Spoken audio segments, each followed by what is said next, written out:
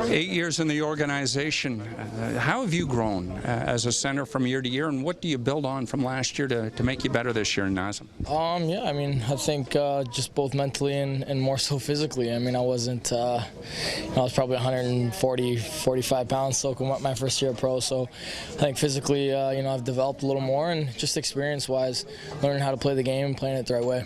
Guys aren't holding back. Jeremy went head-to-toe with you in front of the blue line or by the bench, and maybe got the better of you in that time. Does that just inspire you to go harder as these young bucks come back after you? Of course. I mean, that's really what it's all about. You want to, compete, and everyone wants to bring their A game, and more importantly, you're competing against yourself. You want to perform on a day-to-day basis, but definitely having these young kids around, it's re-energizing. It didn't seem like there was a lot of energy out there for opening day. Is that surprising at all, or is that just the nature of so many good young players?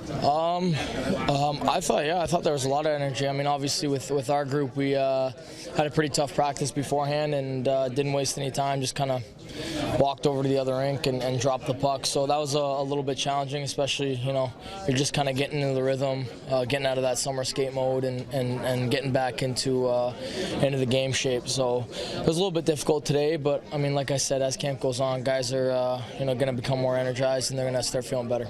How do you think year two under Babcock will be different than year one?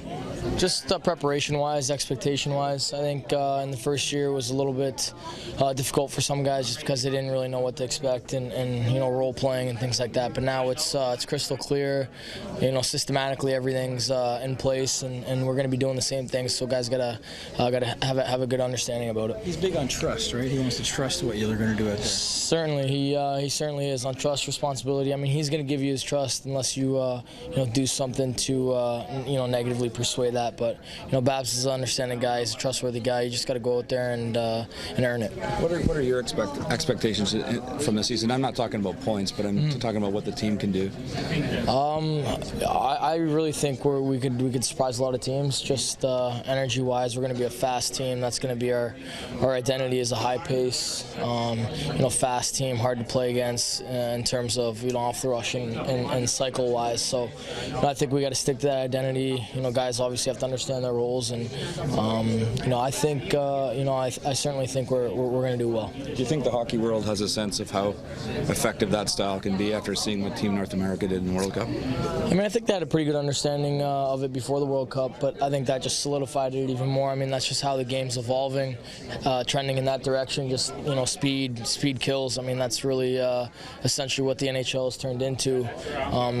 If you can't skate, you can't play anymore. So that's essentially what it boils down to. Obviously, you got to be big and strong for the cycle game because that's still interpreted in it. But certainly off the rush, speed-wise, creates a lot of chances. People are talking about Matthews a lot, and obviously people thought of him as being a center coming in here. But the work that he did on the wing in that tournament, does that make you think like, hey, you wouldn't mind having him on your line kind of thing? Yeah, I certainly wouldn't. I mean, he's a good player. I mean, for sure. And having that type of skill set, you can be versatile. I mean, you can play on the wing. It seems like any position you get put into, you can figure it out because you have that that hockey IQ. So he's certainly impressed some people. But like I said, when he meets us in Toronto or if he comes to camp, I mean, either way, it's going to be the same challenge, and I don't think it's anything he can't handle. As a center, how important is it to have a wing that can go in on the wall and dig out the puck and win those battles along the wall and in the corner? Certainly. I mean, I think that's Babs' style also, just having